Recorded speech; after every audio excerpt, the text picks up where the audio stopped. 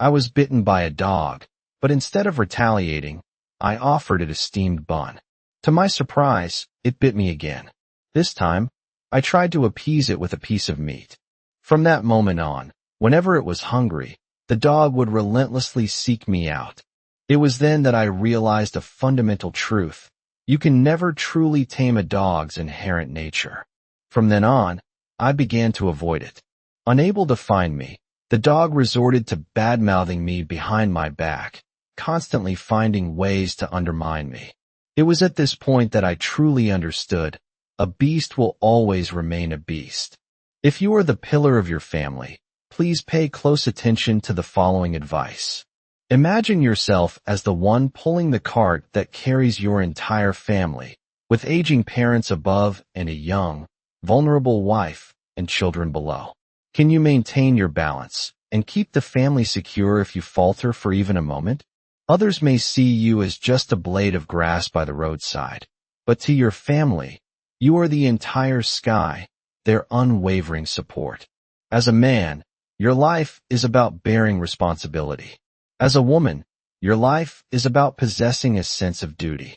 A man grows weary when he lacks a woman supporting him from behind, helping to push the cart. A woman grows weary when she lacks a man pulling the cart ahead. Parents grow weary when their children lack the strength to share the burden.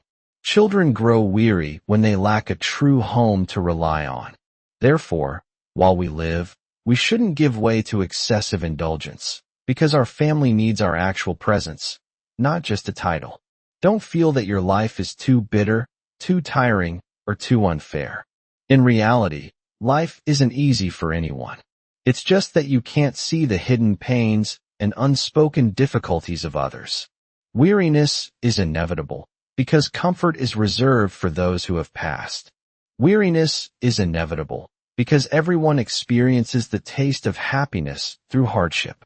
Thus, living in this world means experiencing fatigue, sweat, storms, and the responsibility of bearing burdens. For husbands, wives, fathers, and mothers, remember these three crucial responsibilities in life. Men have three great responsibilities: to make their parents proud, to make their wives happy, and to maintain a noble spirit. Women have three great responsibilities: to encourage their husbands, to help them soar, to take excellent care of their families, and to cultivate a gentle and refined demeanor, becoming the most special person they can be. Parents have three great responsibilities: to become strong wings for their children, to help them build inner strength and good habits, and to help them realize their dreams. Everyone should also remember three things that easily destroy a person's life: anger, arrogance, and pettiness. Three things should never be lost: the innocence of a child, ideals, and hope. Three things are most precious: health, integrity, and genuine nature. Three things need to be grasped tightly: opportunities, work, and marriage. And finally, three things help us stay joyful and happy: contentment, helping others, and experiencing joy within ourselves. 1001 stories that not everyone knows, to avoid bringing disaster upon themselves. An old monk wrote 4 equations on paper. 4 plus 4 is equal to 8. 8 plus 8 is equal to 16. 9 plus 9 is equal to 19. Immediately, the disciples cried out, "Master, you got one of the calculations wrong." The old monk raised his head and said slowly, "Indeed, everyone clearly sees that I made a mistake in this calculation. But why does no one praise me for the 3 correct calculations and instead only focus on my one mistake?" It's the same with people. When you treat others kindly 10 times, they may not remember it. But if you offend them just once, they will remember it for a long time and may completely deny all the good things you have done for them. That's the principle. 11 things that not everyone understands. There is an old saying, giving a bowl of rice makes you a benefactor. Giving a bag of rice makes you an enemy. Some people are so used to being given things that they easily forget the favor. Not everyone understands the meaning of conscience. Even if you devote your heart and soul to others, Just one wrong thing will make you a sinner in their eyes. In this life, there are some people you can help 100 times and they won't offer a single word of thanks. But if you fail to help them just once, they will turn around and hate you. All the efforts you put in for others may not be met with sincerity, but only with bitterness. Therefore, remember these 3 things. 1. It's good to be generous, but be generous to the right people, those who know how to appreciate and repay kindness. Otherwise, your kindness will be wasted. 2. It's good to be virtuous, but be virtuous to those who are understanding and reasonable. Otherwise, you will waste your sincerity. 3. Being too virtuous will cause you to be bullied. Treating others too well will eventually make them think it's a matter of course. Being too generous will be exploited. Therefore, in interpersonal relationships, we need to be clear-headed to identify the other party. When fighting, you have to hurt someone badly, so that others don't dare to jump in. This is called killing the chicken to scare the monkey. You scold me, I don't respond. You slander me behind my back, I don't clarify. You smear me, I just smile and say nothing. It's not that I don't know. I'm waiting for the opportunity to destroy you. If something happens to someone else's family, but they don't tell you, pretend you don't know and don't ask about it later. If your relatives and friends invite others to eat, but not you, pretend you don't know and don't investigate. And if they invite you, don't bring your friends along. If people don't mention it, never visit someone's house empty-handed. Except for the living room, don't wander around other places, especially the bedroom. Don't joke with your sister-in-law, and don't play cards with your mother-in-law. If your parents are weak, learn to do business and change your fate. If your parents are strong, rely on them to become an official. If your family is powerful, use your family's reputation to develop locally. If you come from a poor family, the only way out is to go far away to find opportunities. Only do 3 things: study, make money, and exercise. Only read 3 types of books: history, business, and marketing. Only associate with 3 types of people: capable people, people with ideas, and people who can execute. A meeting can turn you into a bad person, but it can't turn you into a poor person. When a blind person regains their sight, the first thing they do is throw away their cane. The worst thing about people is hating you for what you have, laughing at you for what you don't have, despising you for being poor, and fearing you for being rich. When the pressure is too great, to the point where you want to collapse, don't tell anyone. Don't feel like you've been wronged, because no one will pity you. Sit in your chair, be decisive, and just think about how to improve yourself and do what needs to be done. That's when you know you've been reborn with a new, radiant appearance. If the body doesn't suffer, fortune won't be abundant. If the mind doesn't suffer, wisdom won't be strong. Those who achieve enlightenment have all gone through a stage beyond saving. If the mind is not extinguished, the Tao will not be born. If you are at a dead end, be brave, move forward, and break through all obstacles. The mind may break, but the hands must not stop. The story of a billionaire marrying a 28-year-old woman and the outcome. After the billionaire's first wife passed away, he fell in love and married a 28-year-old woman. Each month, he gave her $28,000 for household expenses. This young woman became acquainted with an insurance company manager and bought insurance worth over $400,000. In addition, she saved over $6,000 in cash each month and hid it in a place no one knew about. After a failed investment, all of the billionaire's assets were seized to repay debts. Returning home, he sadly told the young woman, "I'm bankrupt now, and I can't afford to support you anymore.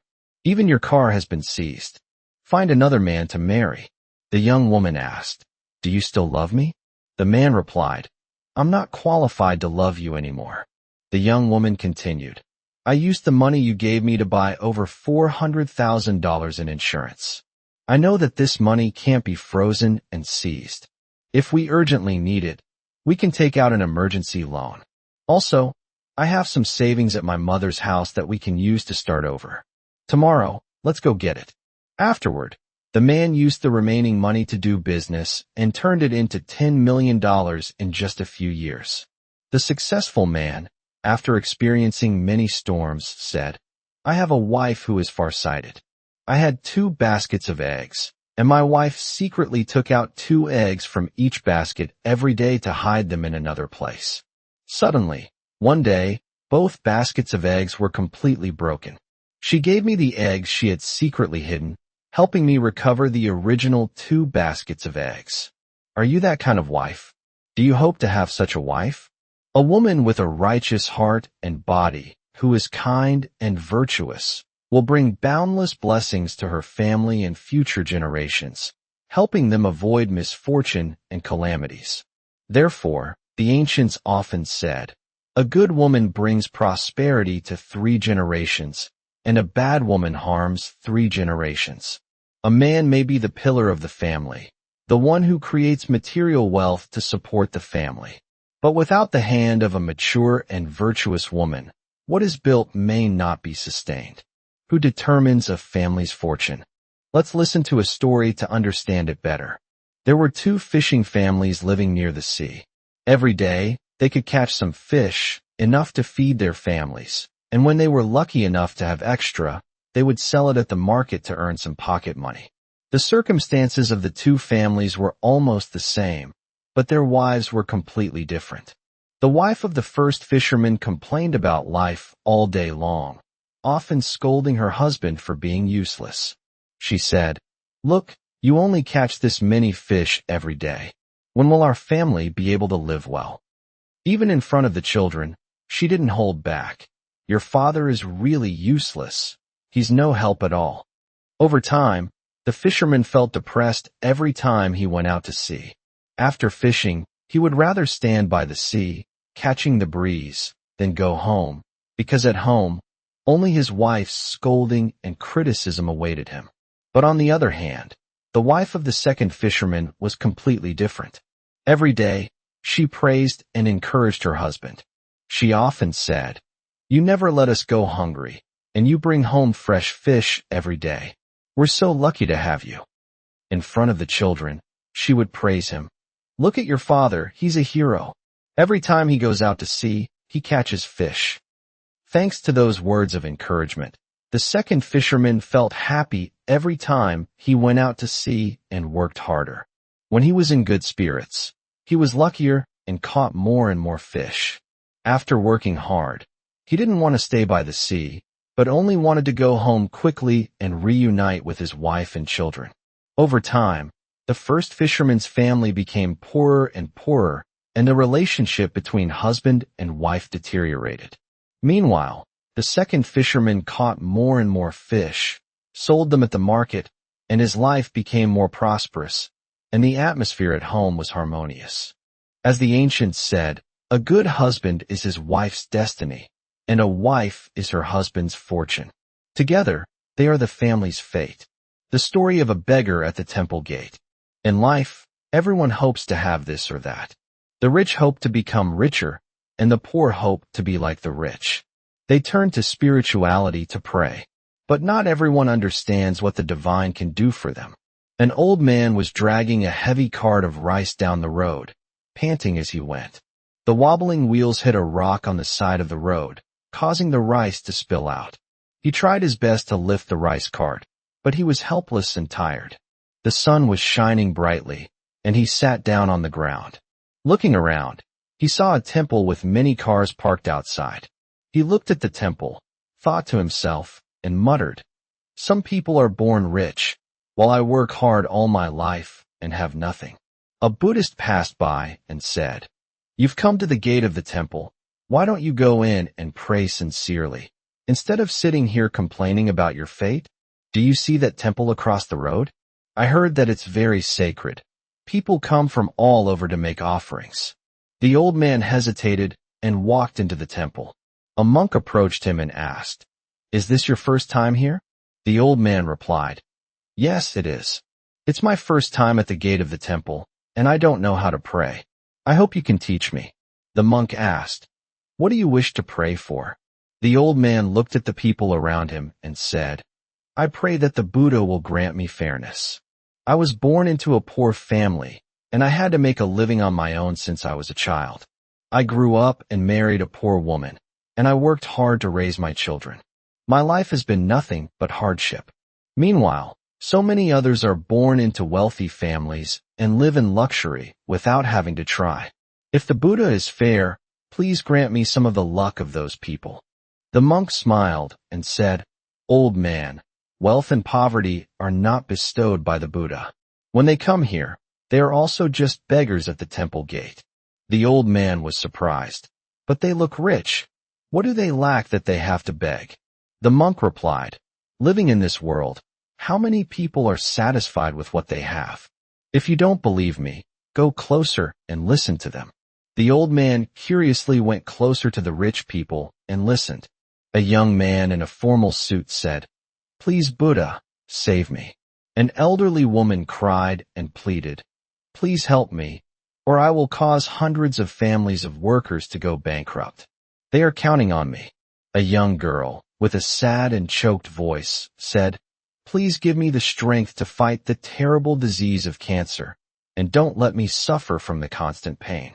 Another young girl, with sad eyes, sighed, I'm almost 30 years old and haven't found someone to love. Please bless me with a beautiful appearance so I can find a husband. Hearing these painful prayers, the old man's heart ached, and he was deeply moved. He exclaimed, How pitiful! Then he turned to the monk and asked, Master, they are praying for so many things. I thought everyone was happier than me, but I didn't realize they also have their own sufferings. I realize I have more than they do, like health and a carefree attitude. The monk smiled and replied, That's right, life is fair to everyone. Be content with reality and try your best to resolve your difficulties yourself. That is what makes a perfect life. After hearing this, the old man felt more at peace. The sound of the temple bell still echoed in the quiet, distant space. The ways of the world and human nature teach us that this world is full of troubles, from the small things of everyday life to the great worries about the future, health, and happiness. Therefore, many people turn to Buddha to ask how they can free themselves from these worries. Buddha, with his compassion and boundless wisdom, always responds with a simple but profound sentence, Just let go, and you will no longer be troubled. One day, a young man who considered himself intelligent decided to go to see Buddha to find an answer to his worries. He had heard many people say that Buddha always gave them the same solution, no matter how different their worries were. This made him feel strange and somewhat doubtful. He showed his admiration and asked Buddha, Master, in this world, there are thousands upon thousands of people with thousands upon thousands of different worries. Why do you give them the same solution? Isn't that ridiculous? Buddha was not angered by that somewhat provocative question, but simply asked in return, Do you often dream when you sleep at night? The young man was surprised by this sudden question, but he still answered honestly, Of course, I do, Master. Buddha asked further, Then, are the dreams you dream each night the same? The young man replied, Of course, they are different, Master. Each night, I dream different dreams. No dream is like another. Buddha smiled, looked at the young man with kindness, and said, You sleep thousands upon thousands of times, so you dream thousands upon thousands of different dreams, but the way to end the dreams is always the same, to wake up. The young man began to ponder Buddha's words. He realized that although each person's worries may be different, the root of all worries stems from attachment and clinging to things that are not real. The simple but effective solution that Buddha offered, let go, is, in fact, a way to wake up from the illusory dreams of life, to see the truth, and to free oneself from the cycle of worry. Buddha continued to explain, The worries in life are like dreams at night. We dream thousands upon thousands of dreams, and each dream may be different, but when we wake up, they all vanish. Likewise, when we let go, that is, when we relinquish our attachments and clinging, our worries will naturally disappear. The young man inquired. But master, how can I truly let go? The Buddha explained, letting go does not signify shirking responsibility or evading life's inevitable challenges. Rather, it entails releasing the clinging mind, the attachments to outcomes, and the pursuit of illusions. Embrace the present moment, accept what unfolds, and confront it with a purified mind. When you cease grasping at fleeting illusions, suffering ceases to arise. Letting go, in essence, is about liberating yourself from the chains of your own making.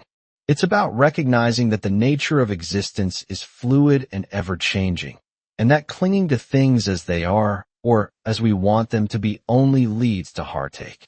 The young man pondered the Buddha's profound teachings, realizing that his afflictions stemmed largely from his attachment and clinging to illusions. He understood that to liberate himself from suffering, he needed to cultivate the art of letting go and embrace a state of mental purity. This wasn't a passive resignation, but an active choice to engage with life from a place of inner peace and acceptance. It was a recognition that true freedom lies not in controlling the external world, but in mastering one's internal landscape. The Buddha continued, observe the inherent nature of all things. Everything is impermanent. Nothing endures forever. When you grasp this fundamental truth, you will cease clinging and find it easier to let go. This understanding of impermanence was the key, the Buddha suggested, to unlocking the door to liberation. It was the realization that holding on to things that are destined to change is like trying to grasp water. It inevitably slips through our fingers. A sense of enlightenment washed over the young man. He thanked the Buddha and committed himself to practicing the teachings. He began to embrace the present moment, releasing attachments and clinging. Gradually, he found his life becoming more serene, his suffering diminishing, and his soul becoming purified. The burdens he once carried seemed to lighten with each conscious breath, as he learned to navigate the world with a newfound sense of equanimity. As time passed, the young man transformed into a being of tranquility, no longer tormented by suffering. He shared the Buddha's teachings with those around him, guiding them toward inner peace and happiness. He became a beacon of hope, a living testament to the transformative power of letting go. His life became a tapestry woven with threads of compassion, wisdom, and unwavering dedication to the path of enlightenment. The tale of the young man and the Buddha's teachings spread far and wide, helping countless individuals recognize that suffering is merely a phantom of the mind. When they let go and awaken, they perceive the truth and liberate themselves from the cycle of sorrow. The world, once perceived through a lens of fear and attachment, now revealed itself in its true, unadorned beauty.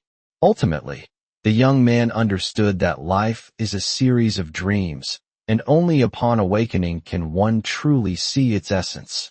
Letting go is not about abandoning life, but about embracing the present moment with a pure heart, free from attachment to illusions. It's about choosing to live consciously, to savor the richness of each experience without clinging to it, knowing that everything eventually passes. The Buddha imparted a precious lesson on letting go and awakening from life's illusions. It is the path to serenity, joy, and liberation from suffering.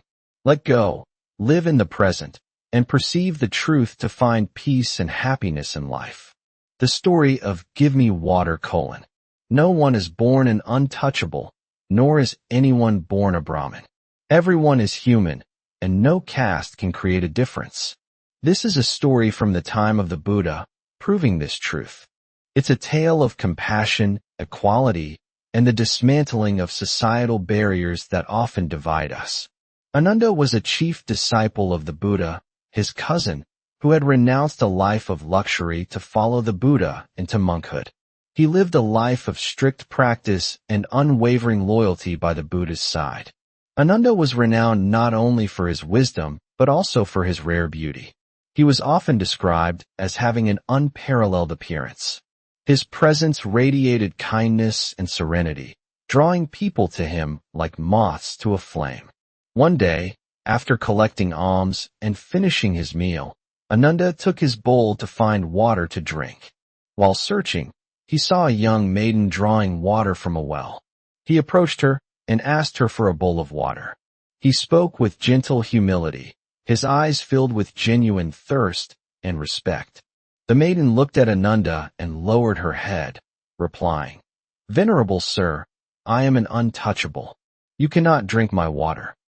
Her voice was laced with shame and resignation, a reflection of the societal prejudices that had been ingrained in her from birth. Ananda showed no displeasure or contempt, but gently explained, "I only ask for water to quench my thirst. Water that quenches thirst is the same for everyone." He spoke with unwavering conviction, his words challenging the very foundation of the caste system. The maiden hesitantly said, "The well water is clean, but for people of higher castes, my water is unclean. I am an untouchable, and people of higher castes should not drink my water."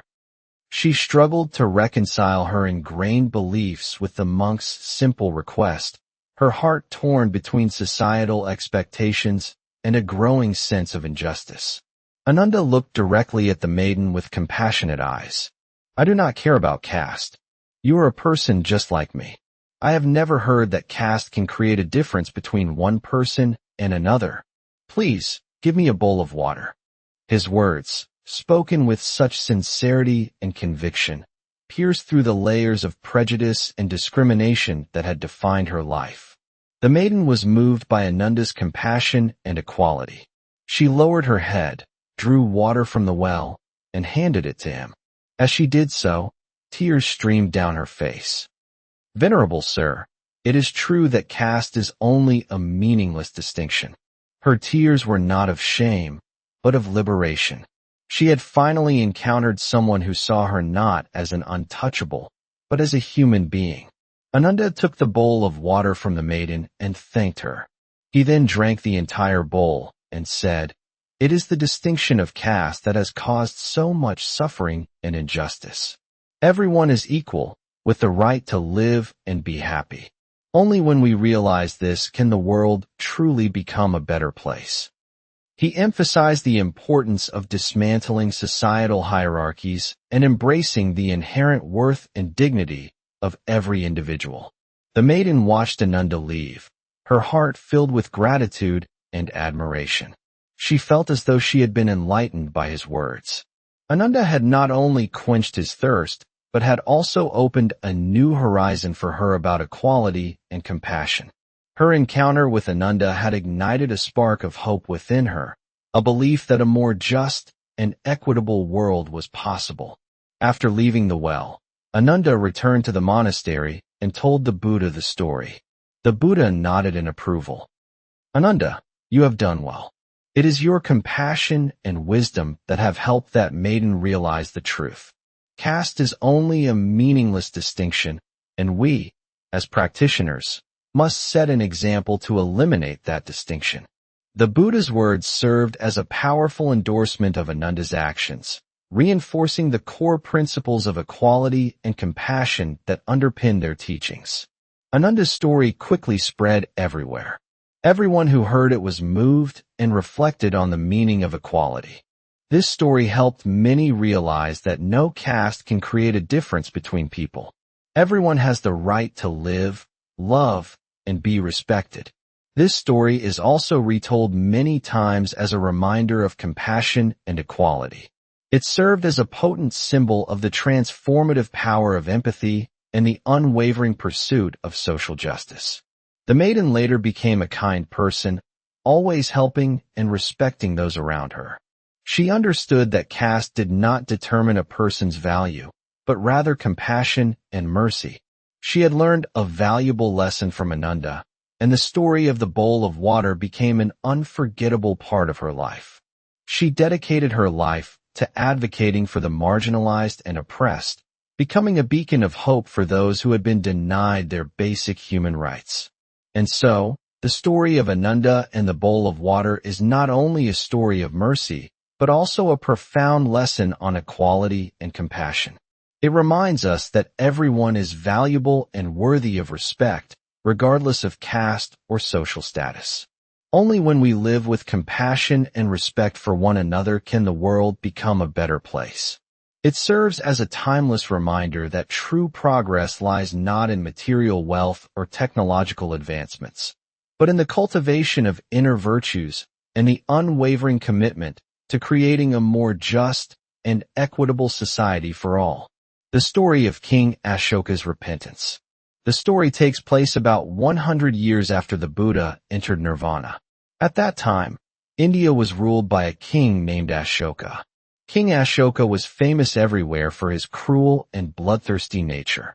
He not only found joy in killing, but also considered it an indispensable part of daily life. His reign was marked by relentless warfare, territorial expansion, and the brutal suppression of dissent.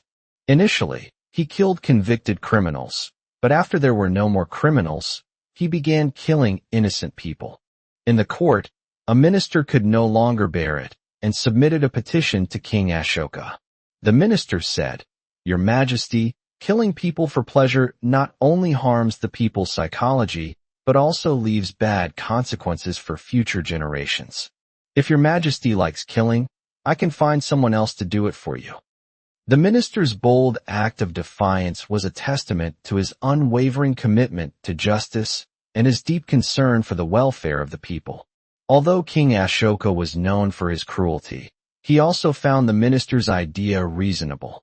He agreed and ordered the ministers to find someone who could replace him in this task. He saw an opportunity to delegate the more distasteful aspects of his reign, while maintaining his grip on power. Finally, they found a man named Jarika, living in a remote area. Jarika was an extremely cruel and violent man, unmatched by anyone. He made a living hunting, often using poisoned arrows to kill animals, and even enjoyed killing people. His reputation for ruthlessness and brutality preceded him, making him the perfect candidate for the king's macabre task. When Jarika was brought to Pataliputra, the capital of King Ashoka, he was very pleased. King Ashoka ordered the construction of a large building called Hell on Earth and put Jarika in charge. In this building, Jarika created all kinds of instruments and methods of torture and killing. The rule of the building was that anyone who entered could never leave. The Hell on Earth became a symbol of the king's cruelty and a place of unspeakable horrors. One day, Vida, a young novice monk, went to collect alms and accidentally entered the Hell on Earth to beg for food. Jarika saw him and immediately arrested him, deciding to kill Vida. The young monk's innocence and vulnerability stood in stark contrast to the brutality of his surroundings. Vida, with a compassionate heart and courage, asked for a 1-month extension to practice before he died. Jarika, though cruel, agreed to give Vida 7 days. During that time, Vida diligently practiced, hoping to attain enlightenment and bear fruit in this short time. He saw this as an opportunity to transcend the suffering of the world and attain liberation. Day after day, Vida diligently meditated and chanted scriptures. On the 7th day, Vida felt that time was running out and tried his best to attain enlightenment. Finally, with patience and determination, Vida attained the fruit of arhatship just before dawn on the 8th day. He had conquered his inner demons and achieved a state of perfect peace and wisdom. When Jarika came to kill Vida, he saw a miraculous scene. In the copper pot full of dirty water that Jarika used to boil Vida, instead of boiling water, the water became clear and cool. Moreover, pure lotus flowers emerged from the surface of the water. Vida sat on a lotus flower with a peaceful and serene expression. The copper pot, once a symbol of death and suffering, had been transformed into a vessel of purity and enlightenment. Jarika did not believe his eyes and immediately ran to report to King Ashoka. King Ashoka heard of this strange story and immediately came to see. When he saw that scene, his heart was filled with respect and shame. He knelt before Vida and said, "Great virtue, Please forgive our sins. We have been cowardly and blind. Now, seeing you like this, I am truly ashamed." The king's encounter with the enlightened monk shattered his illusions and awakened him to the suffering he had caused. Vidya, with boundless compassion, forgave King Ashoka and advised him to abandon his cruel ways. King Ashoka, after hearing Vidya's advice, repented and resolved to change. He decided to convert to Buddhism, abandon his cruel actions, and begin living a life of compassion and justice. The monk's forgiveness and guidance offered the king a path to redemption and a chance to atone for his past sins. From then on, King Ashoka became a benevolent king, using his time and energy to build the country and spread the Dharma. He built many stupas and organized many Buddhist festivals, encouraging people to live according to ethics and compassion.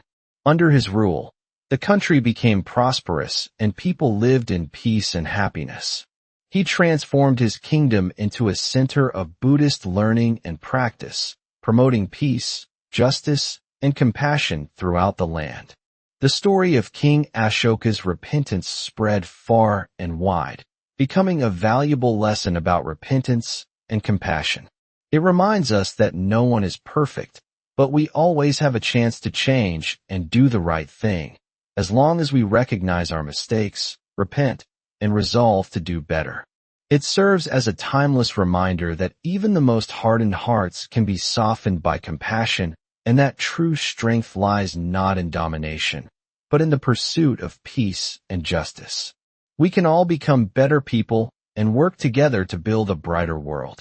The story of Black Buffalo saving its master, a tale of repaying a past life debt, originates from the late years of the Qing dynasty, in a peaceful countryside of northeast China.